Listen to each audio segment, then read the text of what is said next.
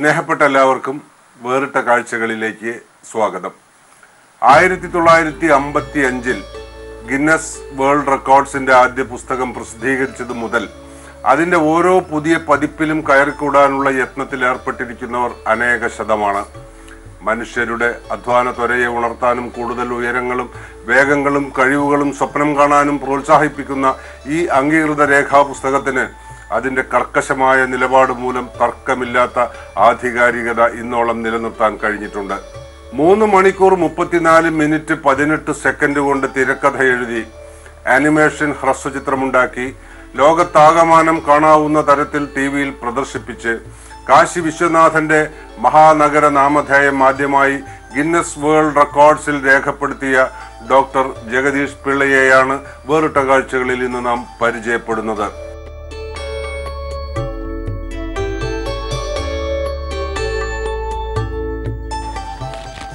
ഞാൻ ആക്ച്വലി കുറച്ച് നാൾ ഈ വെറുതെ ഇരിക്കുമ്പോഴത്തേക്ക് അല്ലെങ്കിൽ എന്തെങ്കിലും വളരെ ടെൻഷനിലൊക്കെ ഇരിക്കുമ്പോൾ എനിക്കിങ്ങനെ നമ്മുടെ ഇവിടെ വാരണാസിയിൽ കാശിയുടെ ഘാട്ടുകൾ കംപ്ലീറ്റ് ഇങ്ങനെ നടക്കുന്നൊരു ശീലം ഉണ്ടായിരുന്നു. ഗലികൾ അങ്ങനെ ഞാൻ ഇങ്ങനെ നടന്ന് നോക്കിയപ്പോൾ ഓരോ 10 ചുവട് അല്ലെങ്കിൽ ഒരു 100 മീറ്റർ കഴിയുമ്പോഴും ഒരു പ്രത്യേകം ഏതോ രാജാക്കന്മാരുണ്ടാക്കിയ ബിൽഡിങ്സും അവരുടെ സംസ്കൃതിയും അവരുമായിട്ട് ആ രാജ്യത്ത് അല്ലെങ്കിൽ ആ ദേശത്തെ ആൾക്കാർ താമസിക്കുന്ന ഒരിതുമാണ്. അതിങ്ങനെ ഓരോ 100 മീറ്റർ 200 മീറ്റർ കഴിയുമ്പോഴും ബംഗാളി, കുറേ കഴിയുമ്പോൾ മഹാരാഷ്ട്രം, കുറേ കഴിയുമ്പോൾ ഇത്, അങ്ങനെ ഒരു വെറൈറ്റി ആയിട്ടുള്ള മൊത്തം വേണമെങ്കിൽ നമുക്ക് മൊത്തം ഇന്ത്യയിലെല്ലാം ഓൾമോസ്റ്റ് ആ ഘാട്ടിലുണ്ട്. അങ്ങനെ അതിനെപ്പറ്റി കുറച്ചിങ്ങനെ കൂടുതലായിട്ട് അറിയണമെന്നും പറഞ്ഞിട്ട് ഞാനിങ്ങനെ അതിനെപ്പറ്റി നോക്കിയപ്പോൾ ഓരോ ഘാട്ടിനും അതിൻ്റേതായ ഒരു ഐതിഹ്യമുണ്ട്. മെയിനായിട്ട് പിന്നെ ടൂറിസ്റ്റുകാർ വന്നു കഴിഞ്ഞാൽ ഗംഗയുടെ തീരത്ത് ഗംഗയിൽ ഇറങ്ങിയിട്ട് ഒരു ബോട്ട് എടുത്ത് ഇങ്ങനെ തീരത്തൂടെ അങ്ങ് പോകും. അപ്പോൾ സൈഡിൽ ആ ബിൽഡിങ്സുകൾ ഇങ്ങനെ സൈഡിൽ കൂടെ കണ്ടങ്ങ് പോവുകയുള്ളൂ. അപ്പോൾ അതിനെയാണ് ടൂറിസ്റ്റുകാർ കൊണ്ടുവന്നിട്ട് ഞങ്ങൾ ഗംഗയിലെ തീരത്ത് കാണിച്ചു. പക്ഷേ ഇതിൻ്റെ മെയിനായിട്ടുള്ള ഇതിൻ്റെ ഹിസ്റ്ററിയും ആർക്കിയോളജിയും ബിൽഡിങ്സും അതുമായിട്ട് ബന്ധപ്പെട്ട അമ്പലങ്ങളും ഇതൊക്കെ ഇരിക്കുന്നത് ഇതിന് പുറകിലാണ്. ഓരോ അമ്പലത്തിലും അതിന് അവിടെ ചെന്ന് കഴിഞ്ഞാൽ അവിടെ നിന്ന് ലഭിക്കുന്ന ഒരു എനർജി എന്ന് പറയുന്നത് എല്ലാം ഡിഫറെൻറ്റ് എനർജിയാണ്. വേറൊരു പല ഉദ്ദേശങ്ങൾക്ക് വേണ്ടിയിട്ട് ഉണ്ടാക്കിയിരിക്കുന്ന അമ്പലങ്ങൾ. പുരാണങ്ങൾ വായിക്കുമ്പോൾ നമുക്ക് ഇതിൻ്റെയൊക്കെ വ്യക്തത മനസ്സിലാവും. എന്തിനാണ് ഈ അമ്പലം ഉണ്ടാക്കിയത്, ആ അമ്പലത്തിൽ ഇപ്പോൾ എന്ത് കിട്ടും. അപ്പോൾ ഇതിങ്ങനെ നടക്കുന്നതിനിടയിൽ എനിക്ക് തോന്നി ഓരോരോ ഘാട്ടിനെ പറ്റിയുള്ള ഹിസ്റ്ററിയെ പറ്റി ഒരു ചെറിയ ഡോക്യുമെൻ്ററീസ് ഉണ്ടാക്കിയാൽ കൊള്ളാമെന്ന് വെച്ചിട്ട് ഞാൻ അതിനെപ്പറ്റി സ്റ്റഡി ചെയ്യാൻ തുടങ്ങി. അങ്ങനെ ഏകദേശം ഒരു 100ഓളം ഡോക്യുമെൻ്ററീസ് ഞാൻ ഏകദേശം ആൾമോസ്റ്റ് ഉണ്ടാക്കിയപ്പോഴത്തേക്ക് ഞാൻ വിചാരിച്ചു ചിലപ്പോൾ ഒരു പർട്ടിക്കുലർ സിറ്റിയെ പറ്റി ഒരു 100 ഡോക്യുമെൻ്ററി എന്നൊക്കെ പറഞ്ഞാൽ ചിലപ്പോൾ എന്തെങ്കിലും ഒരു റെക്കോർഡിന് സാധ്യത ഉണ്ടാവുമെന്ന് വെച്ചിട്ട് ഞാൻ ഗിന്നസിൽ ഇങ്ങനെ അപ്രോച്ച് ചെയ്തപ്പോൾ അവർ പറഞ്ഞു ആ കാറ്റഗറി അവരുടെ ഇതിലില്ല, പക്ഷേ അതിന് പകരം അവരെനിക്ക് വേറൊരു ഓപ്ഷൻ തന്നിട്ട് പറഞ്ഞു അതുപോലെ നിങ്ങൾക്ക് ഗിന്നസിൽ താല്പര്യം ഉണ്ടെങ്കിൽ ആനിമേഷൻ മൂവിയിൽ ഒരു റെക്കോർഡുണ്ട്, നിങ്ങൾക്ക് വേണമെങ്കിൽ അത് പ്രാക്ടീസ് ചെയ്ത് ചെയ്യാമെന്ന് പറഞ്ഞു. അങ്ങനെ അത് ഞാൻ വേറൊരു ആനിമേഷനായിട്ട് ബന്ധപ്പെട്ട ഒരു സാറിൻ്റെ ഗൈഡൻസിൽ അത് ഞാൻ കുറേ നാൾ പ്രാക്ടീസ് ചെയ്തിട്ട് ഞാനത് 2012 അത് ഓൺ ദ സ്പോട്ടിലിരുന്ന് കംപ്ലീറ്റ് ഒരു ആനിമേഷൻ മൂവി നമ്മൾ ഉണ്ടാക്കണം. അത് വളരെ ദൈർഘ്യമൊന്നുമില്ല, 1.5 മിനിറ്റേ ഉള്ളൂ. ആനിമേഷൻ മൂവി ഉണ്ടാക്കി അവിടെ തന്നെ അത് ഫൈനൽ ചെയ്തിട്ട് ഉടനെ തന്നെ അത് നമ്മളൊരു TV ചാനലിൽ TVസിലോട്ട് നേരത്തെ പറഞ്ഞു വെച്ചിട്ടുണ്ടാവും. അതിൽ ഇത് ബ്രോഡ്കാസ്റ്റിംഗ് ചെയ്യണം. അത് വേൾഡ് വൈഡ് പോകുന്ന ചാനലായിരിക്കണം. ഈ സംഭവം ചെയ്യാനായിട്ട് ആദ്യമേ ഇത് റെക്കോർഡ് കനേഡിയൻ്റെ പേരിലായിരുന്നു. കാനഡക്കാരൻ ഇതിന് 6 മണിക്കൂർ സമയമെടുത്തു. നമ്മളതൊരു 3.5 മണിക്കൂർ സമയം കൊണ്ട് ചെയ്തു. അങ്ങനെ യാദൃച്ഛികമായിട്ട് ഞാൻ വേറൊരു സംഭവത്തിന് പോയി. അത് വേറൊരു വഴിയിലായിട്ട് 2012 ആദ്യമായിട്ട് ഈവൻ വാരണാസിയിലും ആദ്യമായിട്ട് ഒരു ഗിന്നസ് റെക്കോർഡ് എൻട്രി ആവണത് ഈ ഒരു ഇതിലൂടെയാണ്.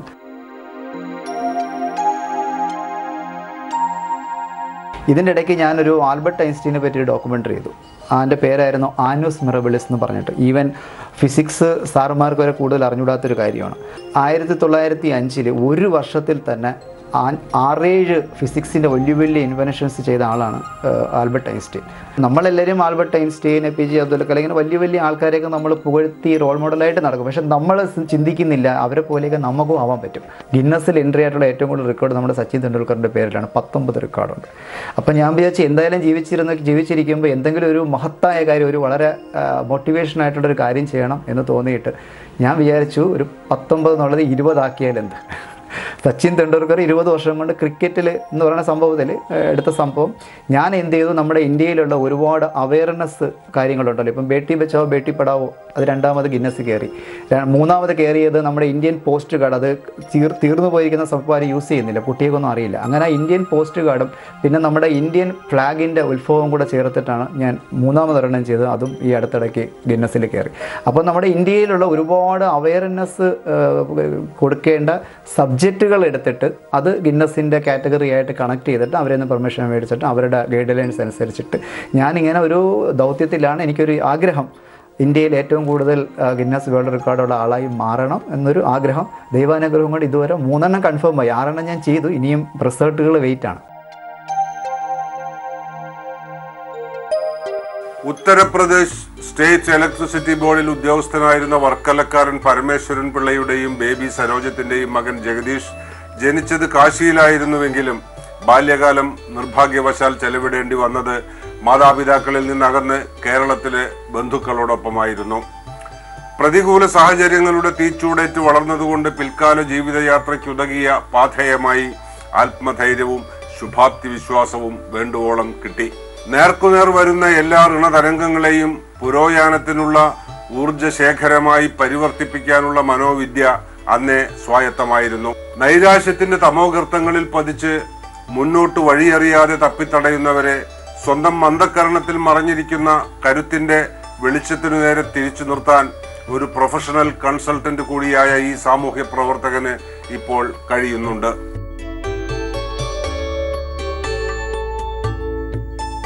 എല്ലാവരും ജീവിതത്തിൽ പഠിത്തമൊക്കെ കഴിഞ്ഞ് പ്രൊഫഷണൽ ലൈഫിലേക്ക് പോകും. കൂടുതലും ഒരു ഗവൺമെൻറ് ജോലിയാണ് കൂടുതൽ ആൾക്കാർ ശ്രദ്ധിക്കാറ്. അതിന് വേണ്ടിയിട്ട് എൻ്റെ വീട്ടുകാരുടെ നിർബന്ധപ്രകാരം ഞാനും അതിന് ശ്രമിച്ചു. അത് ബനാറസ് ഹിന്ദു യൂണിവേഴ്സിറ്റിയിൽ ഗവൺമെൻറ് ജോലി കിട്ടുകയും ചെയ്തു. അപ്പം ഞാൻ മനസ്സിൽ വിചാരിച്ച് എന്തുകൊണ്ട് നമുക്ക് 30-35 വയസ്സിൽ റിട്ടയർമെൻറ്റ് ആയിക്കൂടാ. 60 വയസ്സ് വരെ ജോലി നമുക്ക് ഒരുപാട് ചെയ്യാം, പൈസയ്ക്ക് വേണ്ടിയും ചെയ്യാം, പൈസ കിട്ടാതെയും ചെയ്യാം. പക്ഷേ എന്തുകൊണ്ട് 35 വയസ്സ് വരെ 40 വയസ്സ് വരെ കൊണ്ട് നമുക്ക് ചെയ്തുകൂടാ? അങ്ങനെ ഒരുപാട് കാര്യങ്ങൾ അന്ന് മുതലേ എന്തോ ഒരു ഒബ്സർവേഷൻ മെൻറ്റാലിറ്റി ഉണ്ടായിരുന്നു. ഓരോരുത്തരുടെ ജീവിതങ്ങൾ, കാര്യങ്ങൾ, ഓഫീസിൽ കിട്ടുന്ന ഇൻക്രിമെൻറ്റ്സ്, പിന്നെ അവരുടെയൊക്കെ പ്രഷറുകൾ. അങ്ങനെ ഇൻഡിപെൻഡൻ്റായിട്ട് എന്തോ ചെയ്യണം എന്നുള്ളൊരു ഉള്ളിലൊരു ഉൾവിളി ഉണ്ടായിരുന്നു. അങ്ങനെ ഗവൺമെൻറ് ജോലി വിട്ടിട്ട് ഞാനിതിന് വേണ്ടിയിട്ട് ഇറങ്ങി തിരിച്ച് ഒരു 5-6 വർഷം കൊണ്ട് തന്നെ ഭയങ്കരമായിട്ട് വേറൊരു ലെവലിലേക്ക്, ഈവൻ 60 വയസ്സ് വരെ ജോലി ചെയ്ത് നേടാവുന്നതൊക്കെ 5 വർഷം കൊണ്ടൊക്കെ നേടി.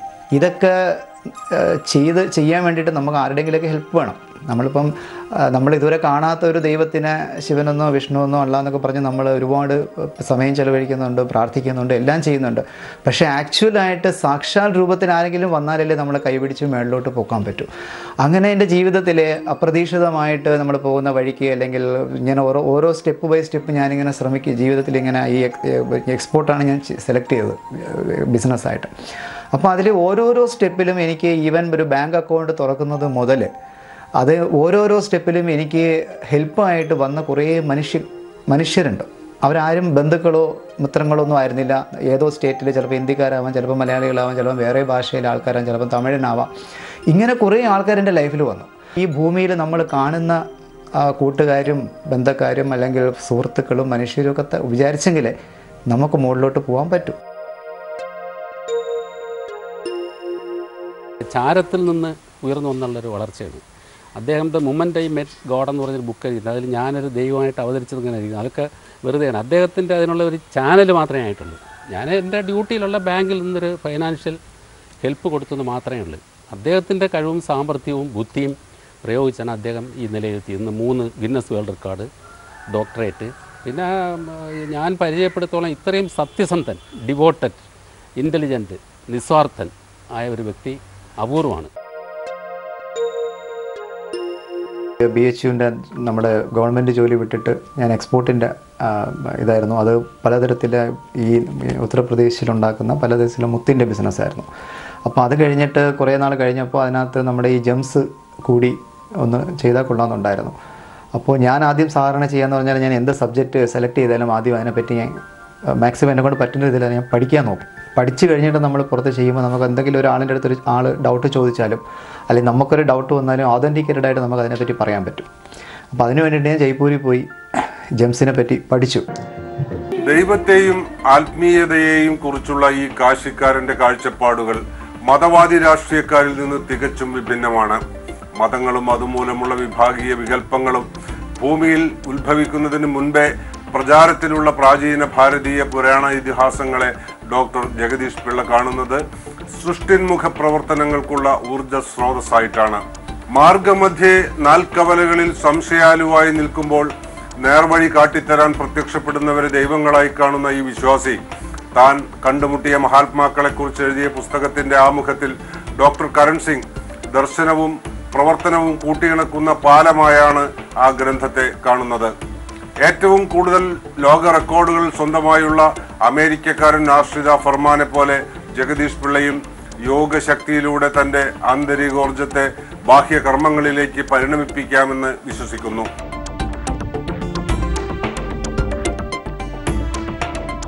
നമ്മളിപ്പോൾ സംസാരിക്കുമ്പോഴും പ്രവർത്തിക്കുമ്പോഴും പറയുമ്പോഴും നമുക്ക് തന്നെ അറിയാം നമ്മൾ എന്ത് നല്ലത് പറയുന്നു, ചീത്ത പറയും. ഇപ്പോൾ നമ്മളൊരാൾ ഒരു സംസാരിച്ചിട്ടിരിക്കുമ്പോൾ ഒരാളിനെ പറ്റി നമ്മൾ ചീത്ത പറഞ്ഞുകൊണ്ടിരിക്കുകയാണ്, അല്ലെങ്കിൽ നെഗറ്റീവ് പറഞ്ഞുകൊണ്ട് കണ്ട കാര്യമോ കാണാത്ത കാര്യമോ നമ്മൾ പറഞ്ഞുകൊണ്ടിരിക്കുകയാണെങ്കിൽ നമ്മുടെ ഉള്ളിൽ നിന്നാണ് ആ വേണ്ടാത്ത കാര്യങ്ങൾ വരണമെന്ന് നമ്മൾ ആദ്യം അറിയണം. നമ്മൾ പറഞ്ഞുകൊണ്ടിരിക്കുന്നതോറും സൗണ്ടും സംസാരം പറയൽ ചിന്ത ഇതിൽ നിന്നൊക്കെ ഒരുപാട് നെഗറ്റീവ് എനർജി ക്രിയേറ്റ് ആവും. അപ്പോൾ ഇതിങ്ങനെ നമ്മൾ സ്ഥിരമായിട്ട് ക്രിയേറ്റ് ചെയ്യുമ്പോൾ നമുക്ക് ദോഷം ചെയ്യും. അപ്പോൾ പോസിറ്റീവ് എന്ന് പറഞ്ഞാൽ നമ്മൾ ഒരുപാട് കാര്യങ്ങൾ, ഈവൻ നമ്മുടെ ഈ വേദമന്ത്രങ്ങളൊക്കെ ഞാൻ മനസ്സിലാക്കിയിടത്തോളം സംസ്കൃതത്തിലൊക്കെ എഴുതുന്നതിന് മുമ്പിട്ട് ഇതെല്ലാം സ്വരത്തിൽ ശ്രുതിയിലാണ് അതൊക്കെ എഴുതിയിരുന്നത്. ഈ സൗണ്ട് ഉണ്ടാക്കുക അല്ലെങ്കിൽ വൈബ്രേഷൻ ക്രിയേറ്റ് ചെയ്യുക എന്നുള്ളതാണ് അതിൻ്റെ ഉദ്ദേശം. അപ്പോൾ ആ വൈബ്രേഷൻ എന്താണ്, പലതരം വൈബ്രേഷൻസ് പലതരം പർട്ടിക്കുലർ നെഗറ്റീവ് എനർജിയെ മാറ്റാനുള്ള കഴിവുണ്ട്. ഗീത എന്ന് പറയുന്ന ഒരു ബുക്ക് മാത്രം മതി ഇങ്ങനെയുള്ള എല്ലാത്തിൻ്റെയും ആൻസറിൽ. പക്ഷേ അത് മനസ്സിലാക്കാൻ ഇത്തിരി പാടാണ്. അതിനകത്തൊരു നമ്മളിപ്പോൾ അത് സംസ്കൃതത്തിൽ വായിച്ചാലും പിന്നെ മലയാളത്തിൽ വായിച്ചാലും അതിനുള്ളിൽ അതിനൊരു രഹസ്യമുണ്ട്. അപ്പം ജസ്റ്റ് ഞാനൊരു എക്സാമ്പിൾ പറയുകയാണെങ്കിൽ 3-ാമത്തെ അധ്യായത്തിൽ കർമ്മത്തെപ്പറ്റി പറയുന്നുണ്ട്. അപ്പോൾ കൂടുതലും അതിനകത്ത് കർമ്മം, യോഗം, കർമ്മം, ഇങ്ങനെ കുറേ ആധ്യാത്മിക വേർഡ്സുകളിലൂടെയാണ് അത് പോകുന്നത്. പക്ഷേ സിമ്പിളായിട്ട് ഒരു ലൈനിൽ അത് നമുക്ക് മനസ്സിലാക്കണമെങ്കിൽ നമ്മുടെ ജീവിതത്തിൽ നമ്മൾ ഡെയിലി ചെയ്യുന്നൊരു സംഭവമുണ്ട്. ഒന്ന് ക്രിയ, ഒന്ന് കർമ്മം. ക്രിയ എന്ന് പറഞ്ഞു കഴിഞ്ഞാൽ നമുക്ക് വേണ്ടി ജീവിക്കുന്നു, നമ്മൾ ജോലി ചെയ്യുന്നു, ഡോക്ടർ ആവുന്നു, എഞ്ചിനീയർ ആവുന്നു, പൈസ ഉണ്ടാക്കുന്നു, മക്കളെ പഠിപ്പിക്കുന്നു, വലിയ കാര്യങ്ങളൊക്കെ ചെയ്യുന്നു നമുക്ക് വേണ്ടിയിട്ട്.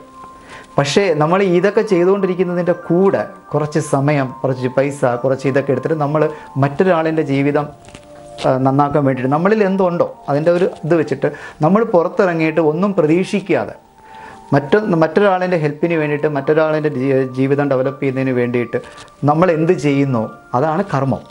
അദ്ദേഹത്തോട് എന്തെങ്കിലും ആവശ്യത്തിന് ചോദിച്ചു കഴിഞ്ഞാൽ thank you so much for asking me, വളരെ നന്ദി, ആ രീതിയിൽ അതൊരു സംഭവമല്ലേ ഒരാൾ എന്തെങ്കിലും ആവശ്യം വരുമ്പോൾ. അപ്പോൾ അതൊരു അദ്ദേഹത്തിനൊരു എന്താ പറയുക, അദൃശ്യശക്തിയിലുള്ള ആ ഒരു വിശ്വാസം, അതൊക്കെയാണ് അത് എടുത്തു പറയേണ്ട ഒരു സംഭവമാണ്. അപ്പോൾ നമ്മൾ വേദം, ഉപനിഷത്ത്, പുരാണങ്ങളൊക്കെ വായിച്ചു കഴിഞ്ഞാൽ അതിനകത്ത് ഒരിടത്തും ഹിന്ദു എന്നൊരു പദം കണ്ടതായിട്ട് എനിക്ക് തോന്നുന്നില്ല. അതിനകത്ത് പറഞ്ഞിരിക്കുന്ന കാര്യങ്ങൾ നമ്മൾ ജനിച്ചിപ്പോൾ എന്നെ സംബന്ധിച്ചിടത്തോളം ഞാനത് ഈസിയായിട്ട് സിമ്പിളായിട്ട് പറയുകയാണെങ്കിൽ നമ്മൾ ഇപ്പോൾ എന്തെങ്കിലും ഒരു പുതിയ പ്രൊഡക്റ്റ് വാങ്ങി അല്ലെങ്കിൽ എന്തൊരു സാധനം വാങ്ങിയാലും അതിനൊരു യൂസർ മാനുവൽ ഉണ്ടാവും. അതെങ്ങനെ യൂസ് ചെയ്യണം, എങ്ങനെ വർക്കൗട്ട് ചെയ്യണം, ഇങ്ങനെ ചെയ്യാൻ പാടില്ല, ഇങ്ങനെ ചെയ്യണം. അതുപോലെ തന്നെ നമ്മൾ അക്കാഡമിക്കിൽ എന്തിനാണ് പഠിക്കാൻ പോകുന്നത്? നമ്മൾ ഫിസിക്സ് ആയാലും കെമിസ്ട്രി ആയാലും ഇപ്പോൾ ഡോക്ടറിനെ പറ്റി പഠിച്ചില്ലെന്നുണ്ടെങ്കിൽ അത് ചെയ്യാൻ പറ്റില്ലല്ലോ. നമ്മുടെ സ്വന്തം ജീവിതം എങ്ങനെ നല്ല രീതിയിൽ കൊണ്ടുപോവാം, അസുഖങ്ങൾ ഒരുപാട് വരാതെ, പ്രശ്നങ്ങളൊന്നും ഉണ്ടാവാതെ, നെഗറ്റിവിറ്റീസ് ഒന്നും ഒരുപാട് ഉണ്ടാവാതെ, പിന്നെ നമ്മൾ ഒരുപാട് പ്രശ്നങ്ങൾ, ടെൻഷൻസ്, സ്ട്രെസ്സുകൾ, ശത്രുതകൾ, ഇതൊന്നും ഇല്ലാതെ വളരെ ഹാർമോണിയസ് ആയിട്ട് എങ്ങനെ നമുക്ക് ലൈഫ് കൊണ്ടുപോവാം എന്നുള്ള ഒരു യൂസർ മാനുവലാണ് ഈ ഗ്രന്ഥങ്ങളും ബുക്കുകളൊക്കെ എനിക്ക് തോന്നിയിട്ടുള്ളത്. കാശിയിൽ എത്തുന്ന ഒരുപാട് മലയാളികൾക്ക് സുപരിചിതമായ ഒരു പേരായിരിക്കാം. അവിടെയൊക്കെ നമുക്കറിയാം, ആരെങ്കിലും ഇല്ലെങ്കിൽ ചില കാര്യങ്ങൾ അത്ര എളുപ്പമല്ല. പ്രധാനമായിട്ട് അസ്ഥി ഒഴുക്കാനാണല്ലോ. അപ്പോൾ എത്തിക്കഴിഞ്ഞാൽ അന്ന് തന്നെ അസ്ഥി ഒഴുക്കണം. അപ്പോൾ അന്ന് തന്നെ ഗംഗയിൽ പോയി അസ്ഥി ഒഴുക്കുന്നു. അപ്പോൾ അതിൻ്റെ കർമ്മങ്ങൾ ചെയ്യാനായിട്ടുള്ള ഏർപ്പാടുകൾ ചെയ്യാനും എല്ലാം ഞങ്ങളുടെ കൂടെ ഉണ്ടായിരുന്നു. ക്ഷേത്രങ്ങളിൽ സന്ദർശിച്ചു. അങ്ങനെ എന്താ പറയുക, എല്ലായിടത്തും ഞങ്ങളുടെ കൂടെ ഉണ്ടായിരുന്നു. കാശിയിൽ ഞങ്ങളുടെ ഒരാളുണ്ട് എന്ന് ഞങ്ങൾക്ക് തോന്നുമാറ് അദ്ദേഹത്തിൻ്റെ സാന്നിധ്യം ഞങ്ങളുടെ മനസ്സിൽ അത് പതിച്ചിരുന്നു. ഒരു ദിവസം തുടങ്ങുന്നത് തന്നെ അദ്ദേഹം എത്ര പേരെ ഇന്ന് എനിക്ക് സഹായിക്കാൻ പറ്റും എന്നുള്ളൊരു മൈൻഡ് സെറ്റ് വെച്ചാണ് അദ്ദേഹം ഓരോ ദിവസം തുടങ്ങുന്നത്. എനിക്ക് തന്നെ പലപ്പോഴും അദ്ദേഹത്തോട് റെസ്പെക്റ്റ് തോന്നിയൊരു കാര്യം ഇത് തന്നെയാണ്. ഒന്നും പ്രതീക്ഷിക്കാതെ അദ്ദേഹം ഒരുപാട് പേരെ അദ്ദേഹം സഹായിക്കുന്നുണ്ട്. പിന്നെ അദ്ദേഹം ഒരു തീരുമാനം എടുത്തു കഴിഞ്ഞാൽ അതിൽ നിന്ന് ഒരിക്കലും അദ്ദേഹം പിന്മാറില്ല.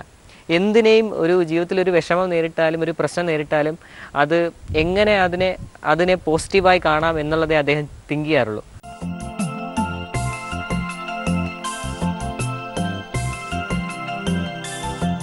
കാശി വിശ്വനാഥന്റെ പവിത്രപുരിയെ പറ്റിയുള്ള 100 ലഘുചിത്രങ്ങൾ, ആതുര ശുശ്രൂഷയിൽ ഏർപ്പെട്ട മാലാഖമാരെ കുറിച്ചുള്ള the lady with the lamp, Uttar Pradesh പോലീസിനു വേണ്ടി തയ്യാറാക്കിയ നിരവധി ചിത്രങ്ങൾ, APJ അബ്ദുൽ കലാമിന് സലാം ചൊല്ലുന്ന കാശി സലാം, കലാം കെ നാം, ബേട്ടി ബച്ചാവോ ബേട്ടി പഠാവോ പദ്ധതിക്കു വേണ്ടി എടുത്ത ചിത്രങ്ങൾ, ഇങ്ങനെ നീളുന്നു ഡോക്ടറുടെ സിനിമാ നിർമ്മാണ കഥ. തിരക്കഥയും ഗാനങ്ങളുമായി പ്രിയപത്നി ബനാറസ് ഹിന്ദു സർവകലാശാലയിലെ നഴ്സിംഗ് ഓഫീസർ ശ്രീലതയും ഈ സംരംഭങ്ങൾക്കെല്ലാം ഡോക്ടറുടെ കൂടെയുണ്ട്. പാട്ടെഴുതുകയും ഈണം നൽകുകയും പാടുകയും ചെയ്യുന്ന ജഗദീഷ് ഒരർത്ഥത്തിൽ തന്റെ കർമ്മ മേഖലകളിലെല്ലാം വലിയൊരു പരിധി വരെ സ്വയം സമ്പൂർണനാണ്. ഇല്ല, സംഗീതം പഠിച്ചിട്ടില്ല. സംഗീതം എന്ന് പറഞ്ഞാൽ ഒന്ന് നമ്മുടെ ജന്മവാസന. അത് കഴിഞ്ഞിട്ട് ഞാനിപ്പോൾ ഈ ചെറുതായിട്ട് ഡോക്യുമെൻ്ററി ഫിലിമിൻ്റെയൊക്കെ കാര്യങ്ങൾ ചെയ്യണമെന്ന് വരുമ്പോൾ പ്രൊഫഷണലായിട്ടല്ല, നമുക്ക് നമ്മുടെ കണക്കായിട്ട് എന്തെങ്കിലും ചെയ്യണമെന്നൊരു ആഗ്രഹം വരുമ്പോൾ അപ്പോൾ അതിൽ ചിലപ്പോൾ എനിക്ക് ഒരുപാട് പൈസ ഇൻവെസ്റ്റ് ചെയ്യാൻ പറ്റില്ല. അപ്പോൾ ചിലപ്പോൾ ഞാൻ ആരെങ്കിലും ഇതിന് വേണ്ടിയിട്ട് എഴുതാൻ അപ്രോച്ച് ചെയ്യുമ്പോഴോ അല്ലെങ്കിൽ പാടാൻ, അപ്പോൾ ചിലപ്പോൾ അതിനകത്ത് ചിലപ്പോൾ ആൾക്കാർ പൈസ ചോദിക്കും. ചിലപ്പം എനിക്കത് കൊടുത്ത് ചെയ്യാൻ പറ്റാത്തൊരവസ്ഥ വരുമ്പോൾ ഒരുപാട് കാര്യങ്ങൾ ജീവിതത്തിൽ പഠിച്ചത് എങ്ങനെയെന്ന് പറഞ്ഞാൽ നമുക്ക് മറ്റൊരാളെ കൊണ്ട് ചെയ്യാൻ പറ്റാതെയോ അല്ലെങ്കിൽ ഞാൻ ചെയ്ത് തരില്ല, എന്നെ കൊണ്ട് പറ്റില്ല, അല്ലെങ്കിൽ ഞാൻ പൈസ തരില്ല എന്നൊക്കെ പറയുമ്പോഴത്തേക്ക് നമ്മൾ എന്ത് ചെയ്യും, സ്വയമായിട്ട് ചെയ്യാൻ ശ്രമിക്കും. ഇപ്പം നമ്മുടെ പ്രധാനമന്ത്രിയുടെ ബേട്ടി ബച്ചാവോ ബേട്ടി പഠാവോ എന്ന് പറയുന്ന തീമിന് വേണ്ടിയിട്ട് ഞാൻ പാട്ട് ഉണ്ടാക്കി കൊടുത്തിട്ടുണ്ട്. അപ്പോൾ ഇതൊക്കെ നമ്മൾ ഡെഡിക്കേഷനായിട്ട് ഉണ്ടാക്കി കൊടുക്കുകയാണ്. ആ ഷോർട്ട് ഫിലിമിലൊരു പാട്ടുണ്ട്, അത് പക്ഷേ നമ്മുടെ നാട്ടിലെ മലയാളിയായ പത്മകുമാർ എന്ന് പറയുന്ന പുള്ളി പാടിയതാണ്. നമ്മുടെ പോലീസുകാരെ പറ്റി സിപാഹി എന്ന് പറഞ്ഞ് ചെയ്ത, അതും പോലീസ്, നമ്മുടെ ഉത്തർപ്രദേശ് പോലീസിന് വേണ്ടിയിട്ട് എൻ്റെ ഡെഡിക്കേഷനാണ്. അറ്റംപ്റ്റ് പരാജയങ്ങളും ഉണ്ട്. രണ്ടാമത് നമ്മൾ എന്തെങ്കിലും കാര്യത്തിന് ഇറങ്ങുമ്പോൾ പുറകിൽ നിന്നുള്ള കുത്തുവാക്കുകളുണ്ട്. നീ ഇതെന്തിനു ചെയ്യുന്നു, നിനക്ക് ഇതുകൊണ്ട് എന്താണ്, എല്ലാവരും ഏത് അറ്റംപ്റ്റ് ചെയ്താലും നമ്മൾ എന്ത് ക്രിയേറ്റിവിറ്റി ചെയ്താലും എന്ത് കാര്യം ചെയ്താലും ആദ്യം അതിനകത്ത് വരുന്ന സംഭവം എല്ലാത്തിൻ്റെയും റെസ്പോൺസ് എന്ന് പറയുന്നത് അവർക്ക് പൈസയാണ്. ഇതുകൊണ്ട് എന്ത് കിട്ടി, എത്ര കിട്ടി, ഇത് നമുക്ക് തരണം ചെയ്യണം. രണ്ടാമത് നമ്മളെ ചില ആൾക്കാർ തോൽപ്പിക്കാൻ ശ്രമിക്കും. നമ്മൾ എന്ത് നല്ലത് ചെയ്യാനായിട്ടോ ചിന്തിക്കാൻ കുറേ ചില ആൾക്കാർ കമൻറ്റുകൾ കുത്തുവാക്കുകളുണ്ട്. എൻ്റെ ജോലി എന്തെന്ന് പറഞ്ഞു കഴിഞ്ഞാൽ ഇതിനെല്ലാം പോസിറ്റീവായിട്ട് മാറ്റുക. ഈ എനർജി എടുത്ത് കൺവേർട്ട് ചെയ്ത് ഇതിനെക്കൊണ്ടത് ചെയ്യാൻ പറ്റില്ല, നീ ഇത് ചെയ്യരുത്, വേറെയാണ്, വേണ്ട, ഇങ്ങനെയൊക്കെ പറഞ്ഞു കഴിഞ്ഞാൽ ഇതിനെല്ലാം എടുത്ത് ഞാൻ ഒരു എനർജി ആയിട്ട് എടുക്കും. ആ സാമൂഹികമായിട്ട് എവിടെയെങ്കിലും ഇപ്പോൾ ആൾക്കാർക്ക് ഏതെങ്കിലും ആപത്ത് പറ്റിക്കഴിഞ്ഞാൽ അവിടെ ഇതിനു മുമ്പ് ഇവിടെ ഗംഗയിൽ ഇവിടെ ബുദ്ധകഥയിൽ പോയ കുറേ മലയാളികൾ അവർക്ക് ആക്സിഡൻറ്റ് പറ്റി അന്ന് അവരുടെ പുറകെ നടന്നിട്ട് അവരെ എല്ലാം കൊണ്ടുവരാനും BH കൊണ്ടുവരുന്ന ചികിത്സിപ്പിക്കാനും ഇങ്ങനെയുള്ള അവർക്ക് വേണ്ടുന്ന സഹായങ്ങൾ ചെയ്തു കൊടുക്കാനും ഇതിനെല്ലാം ഒരുപാട് മെനക്കെട്ടിട്ടുണ്ട്. പിന്നെ റോഡൊക്കെ പനലായി കിടന്നാലേ അവിടുത്തെ വൃത്തിയാക്കുന്നതിന് അതിനൊക്കെ വേണ്ടിയിട്ട് ആൾക്കാരെയും കൂട്ടി കയ്യിൽ നിന്ന് പൈസയും ചിലവാക്കി കൂടെ പോയി ഇന്ന് അധ്വാനിച്ചിട്ടുണ്ട്. ഇങ്ങനെ ഒരുപാട് സാമൂഹിക പ്രവർത്തനങ്ങൾ ഒരുപാടും ചെയ്യാറുണ്ട്. കാശിയിലേക്കുള്ള ലോക റെക്കോർഡുകളുടെ ഒഴുക്ക് അവസാനിച്ചിട്ടില്ല. ഏറ്റവും നീളമേറിയ ഡോക്യുമെന്ററിയും എത്ര നേരം പാടിയാലും തീരാത്ത പാട്ടും 2700-ലേറെ ചതുരശ്ര അടി വിസ്തീർണമുള്ള ഭീമൻ കടലാസുറയും മറ്റുമായി പുതിയ ഉയരങ്ങൾക്കും ദൂരങ്ങൾക്കുമായി ഡോക്ടർ ജഗദീഷ് പിള്ളയും കാശി വിശ്വനാഥനും ഉത്തർപ്രദേശവും ഭാരതഭൂമിയും കാത്തിരിക്കുന്നു. എൻ്റെ അടുത്ത അറ്റംപ്റ്റ് എന്ന് പറഞ്ഞു കഴിഞ്ഞാൽ 10-20 അറ്റംപ്റ്റ് ഉണ്ട്. അതിൽ മെയിനായിട്ട് ഒന്ന് വളരെ ദൈർഘ്യം കൂടിയ ഒരു പാട്ട് പാടണം. ഒരു 5-6 മണിക്കൂർ കണ്ടിന്യൂസ് ആയിട്ട് പാടുന്നൊരു പാട്ടിൻ്റെ ഒരു ഗിന്നസ് ചെയ്യാനുണ്ട്, അപ്രൂവലൊക്കെ കിട്ടിയിട്ടുണ്ട്. വേറെ ചെയ്യാനുള്ളതെന്ന് പറഞ്ഞാൽ എനിക്ക് ലോകത്തിലെ ഏറ്റവും ദൈർഘ്യം കൂടിയ ഒരു ഡോക്യുമെൻ്ററി ചെയ്യണം. അതിൻ്റേതായ ചില വശങ്ങളുണ്ട്. പിന്നെ അത് കഴിഞ്ഞിട്ട് പിന്നെ ഈ സിഗ്നേച്ചർ ക്യാമ്പയിനായിട്ട് ബന്ധപ്പെട്ടൊരു സംഭവമുണ്ട്. അങ്ങനെ ഒരുപാട് ലിസ്റ്റ് ഇങ്ങനെ ഉണ്ടാക്കി വെച്ചിരിക്കുകയാണ്. പതുക്കെ ഓരോന്ന് ചെയ്യണം.